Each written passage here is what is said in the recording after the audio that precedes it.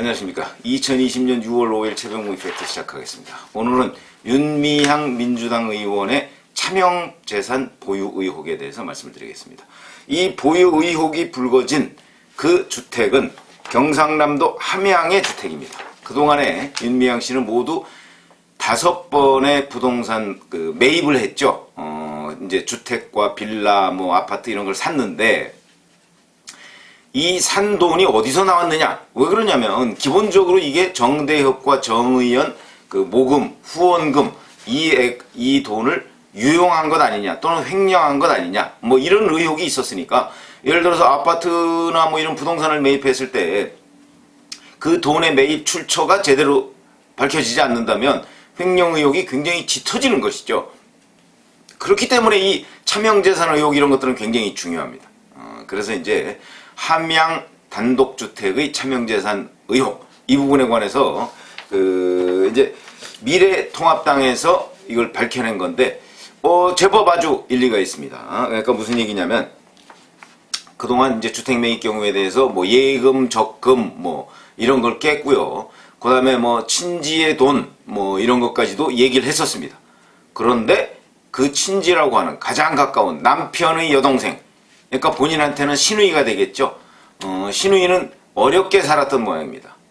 그래서 어떻게 돼 있냐면, 함양에 있는 단독주택에 윤미향 씨의 그러니까 시아버지와 시어머니가 살다가 시아버지가 돌아가신 후에 2017년 1억 1천만 원을 주고 이걸 팔았다. 실제는 1억 1,500만 원이라고 합니다. 그렇게 얘기하면서 이제 시어머니가 혼자 살기에 편한 함양 시내에 다른 빌라를 남편이 샀다. 그때는 8,500만 원 주고 샀다는 건데, 그러면 이 함양 단독주택은 언제 샀느냐? 2013년 9월 달에 샀습니다. 5천만 원 주고 샀습니다. 2013년 9월 달에 5천만 원을 주고 샀고, 2017년 6월 달에 팔았으니까 4년 뒤에 1억 1,500만 원을 주고 이제 팔았고, 근데 이 돈을 윤미향 의원 부부한테 건넵니다. 시누이가. 왜 그럴까요? 자기 돈이 아니니까 그렇지 않겠습니까? 이래서 차명재산 의혹이 나오는 것인데, 더 결정적인 이유는 이런 겁니다. 2013년 9월 달에 5천만 원을 내고 이 시누이 부부가 자기 명의로 샀다고 그랬죠. 함양의 단독주택을. 근데 그로부터 1년 3개월 전에 2012년 6월 15일에 이 시누이의 남편이 자기 SNS에 글을 올립니다. 이렇게 올립니다. 이삿짐을 정리하면서 페이스북에 글을 올렸는데, 집주인이 이제 전세금 6천만 원을 올려달라고 해서 평수를 줄여서 이사 가는 중 2년마다 일해야 되나? 이렇게 올렸습니다. 2년마다 일해야 되나? 그리고 이게 이제 2012년 6월 15일이죠. 이걸 올리고 나서 1년 3개월 만에 6천만 원이 없어서 평수를 줄여서 이사 간다는 사람이 5천만 원을 주고 함양의 단독주택을 삽니다. 불가능이죠. 불가능한 일입니다. 그리고 나서 이러니까 이제 무슨 문제가 생기냐면, 이 시누이의 남편이라는 사람이 계속해서 경제적 고충을 토로한 거 아닙니까? 우리가 이렇게 어렵게 산다. 평수를 줄여서 이사를 가야 된다고 한다면, 왜냐면 그때 서울과 경남 함양의 주택 가격은 엄청난 차이가 있을 테니까. 그러니까 서울에서 6천만 원 올려달라고 하는데 그 돈 가지면 경남 함양에 가면 단독주택을 살 수 있는 거 아니겠습니까? 그런데 그게 중요한 게 아니고, 평수를 줄여서 이사 가려고 하면 정말 눈물겹습니다. 그래서 이제 전세로 갔다는 얘기인데, 그 전세가 현재 서울 신도림동에 있는 한 아파트, 이것도 현재 전세입니다. 이 아파트로 이사를 갔다는 건데, 그렇게 눈물겹게 이사를 했던 사람이 바로 그 다음에 5천만 원을 들여서 함양에 6천만 원이 없어서 평수를 줄였던 사람이 5천만 원을 들여서 다음에 함양의 단독주택을 살 수가 없는 거다. 그건 기본적인 문제라고 볼 수 있죠. 그럼 그 돈이 도대체 어디에 났느냐, 이제 이런 것들이 굉장히 중요하게 되고, 그 다음에 2017년 6월 달에 그 집을 1억 1,500만 원에 팔아서, 이 시누이 쪽이 팔아서 그 돈을 고스란히 윤미향 의원 부부한테 줍니다. 왜 그랬을까요? 빌려준 걸까요? 자기는 6천만 원이 없어서 평수를 줄여서 이사가야 하는 사람이 1억 1,500만 원을 윤미향 씨 부부한테 고스란히 준다고요? 이건 뭐냐? 차명재산 의혹이다. 그러니까 원래부터 그 함양의 단독주택은 이 신우이의 명의로 이름은 그렇게 빌렸지만 실질적으로는 윤미향 의원 부부의, 특히 윤미향 씨의 재산이었다. 이렇게 볼 수 있는 근거가 제가 보기에는 너무나 명백합니다. 이건 합리적 관측입니다. 합리적 분석이고요. 그렇기 때문에 그걸 샀을 때 5천만 원도 윤미향 씨한테서 나왔고, 나중에 2017년에 팔아서, 4년 뒤에 팔아서 그걸 사실은 자기 명의니까 자기가 가져야 되는데 그게 아니고 윤미향 씨한테 다시 돌려줬다는 얘기는 오로지 이 돈은 윤미향 씨 재산이다. 윤미향 씨 돈이다. 이렇게 얘기를 할 수가 있는 것이죠. 그러니까 돌려줬겠죠. 아니면 자기네들 그 평수 줄여서 가는 그 눈물겨운 이사, 이걸 면하려고 하지 않았겠습니까? 그런데 그러면 이렇게 생각할 수도 있겠죠. 야, 그러면 2013년, 2012년에 그 이삿짐 이사하고 나서 2013년 9월 달에 그 함양 단독주택을 샀다고 그러는데 그 1년 사이에 굉장히 뭐 형편이 좋아진 건 아니야? 그 신우이가? 그런데 그 이후에도 이 신우이 남편이라는 사람은 계속해서 경제적 고충을 토로합니다. 그게 이제 2018년인데 2018년에 이사 중이다. 내 집이 있으면 참 좋겠다 싶다. 자본주의 한국 결코 만만치 않구나 하는 자괴감도 가끔 든다. 이것도 여기서 또 왜 갑자기 자본주의가 나오나 싶은 생각이 듭니다. 이 신우이 남편이. 글쎄요, 뭐 이념적으로 뭐 어떤 특정 이념에 경도돼 있는 건 아닌지 하는 의심이 드는데 갑자기 자본주의 한국이 나옵니다. 그러면 저 사회주의에 가면 내 집을 내 맘대로 가질 수 있나요? 글쎄요. 여하튼 뭐 이런 걸 또 페이스북에 썼습니다. 이렇게 되니까 뭐야, 결국은 2018년까지 계속 어려웠다는 얘기 아니겠습니까? 2012년에도 어려웠고 2013년에도 평수를 줄여서 이사 갔고 2018년에도 계속 어려웠으면 그 중간에 2013년 9월 달에 6천만 원, 5천만 원으로 이 집을 살 수가 없는 거죠. 함양의 단독주택을. 그런 것이 합리적 분석이라는 것이요.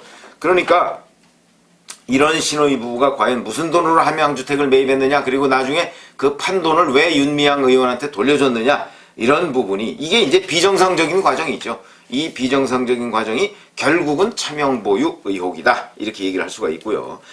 그 다음에 이 신우이 남편이 2014년 8월에는 그 이제 신우이 명의였던 함양주택 사진을 올리면서 경남 함양의 장인어른 댁이라고 또 페이스북에 쓴 적이 있습니다.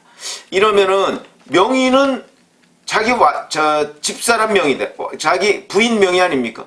그런데 이건 장인어른 댁이다. 왜냐면 장인어른과 장모님이 살고 계시던 곳이니까. 그런데 그거의 실소유주는 윤미향이다. 이렇게 하면 이제 이게 차명보유 의혹이 딱 떨어집니다. 근데 거기까지는 얘기 안 했습니다. 장인어른 댁이라고 얘기했습니다. 근데 장인어른 댁인데 이 함양의 단독주택은 장인어른 부부가 살고 있었던 곳이지 명의는 자기 부인 명의로 돼 있었고 실소유주는 윤미향 의원이 아닌가, 이런 의심이 든다는 것이죠. 근데 이렇게 올렸습니다.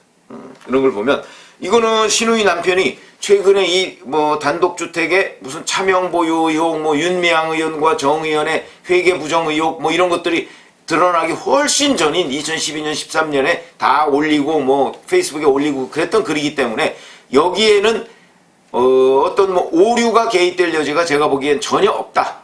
이거는 아마 진심일 것이다. 왜 그러냐면 그 당시에는 이런 거 저런 거 전혀 걱정 안 한 상태에서 페이스북을 했는데 그것이 이제 오늘날 이렇게 윤미향 의원의 차명재산 보유 의혹으로 확산되는, 옮겨붙은 꼴이 돼버렸죠. 그 당시에 그 정직하게 뭐 여러 가지 경제적 고충을 토로하고 뭐 이랬는데 그것이 지금 차명보유 의혹으로 번졌다. 이렇게 지금 말씀을 드릴 수가 있고, 그렇기 때문에 이 SNS, 페이스북 이런 데에 그 이제 뭐 무심코 올린 글이 사실 그 조국 전 법무부 장관의 경우에도 조적조 얘기가 왜 나오겠습니까? 거기에 본인이 그 수많은 뭐 이명박 정부와 박근혜 정부 때 그 SNS에 올려가면서 그 공격을 했죠. 뭐가 어쩌니 저쩌니 공격을 했는데 그것이 고스란히 본인한테 돌아오는 이런 일들을 우리가 참 많이 봤고요. 윤미향 의원도 마찬가지입니다. 그런데 이번에는 또 윤미향 의원 신우이의 남편, 이 사람이 SNS에 올린 글 때문에 윤미향 의원의 차명 재산 보유 의혹이 불거지게 되고 그것이 거의 확인되는 상황이 됐다. 이거는 이제 누가 밝혀냈느냐? 미래통합당의 그 태스크포스 팀이 있죠. 곽상도 의원 팀이 이 사실을 이제 아마 윤미향 의원 신우이 그다음에 신우이 남편 이런 거 SNS 글, 이제 페이스북 글 같은 거를 이제 쭉 추적하다가 아마 발견을 한 것으로 보입니다.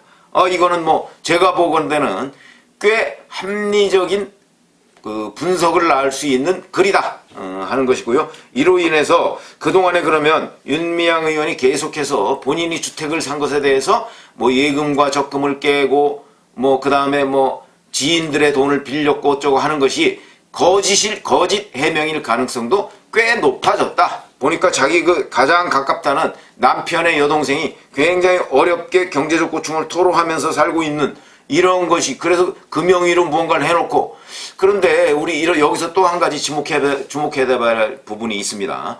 왜 부동산이나 이런 것들을 차명으로 보유하거나 아니면 자기 재산을 현금으로 보유할까요? 그게 떳떳하지 않기 때문이죠. 그 부동산에 예를 들어서 명의가 누구 명의다 하는 것이 외부에 드러난다든가 할 경우에는 그게 굉장히 문제될 소지가 있기 때문에, 떳떳하지 않기 때문에 그걸 남의 이름으로 해놓거나 아니면 세금 탈루 의혹이 있는 겁니다.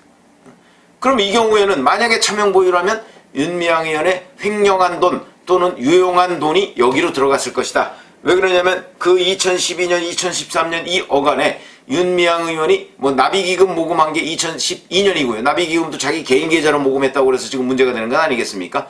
그런 시점이고, 2013년 이때는 2014년부터는 개인 계좌와 법인 계좌를 혼용했다고 본인이 인정한 시점이고, 2012년과 2013년은 인정을 안 했지만 개인 계좌로 나비기금을 모금한 그 시점입니다. 그런데 그 직후에 함양의 단독주택을 5천만 원을 주고 샀다. 그러면 이 개인 계좌로 들어온 그 모금액, 나비기금 모금액 이런 걸 혹시 횡령했나? 이런 하여튼 의문이 드는 그런 여러 가지 흔적들이다. 그러니까 이 부분에 관한 5월 29일 날 윤미향 의원의 기자회견 해명, 이것도 거짓일 가능성이 있고, 그 다음에 횡령 가능성이 훨씬 더 짙어지는 것 아니냐. 그러니까 일단 차명 보유 의혹을 검찰이 빨리 조사를 해야 되겠다. 물론 지금의 검찰 그렇게 100% 믿을 수 있는 상황은 아닙니다만, 그래도 지금 기대를 해봐야 되겠습니다. 오늘은 윤미향 의원의 차명 재산 보유 의혹에 대해서 말씀드렸습니다. 감사합니다.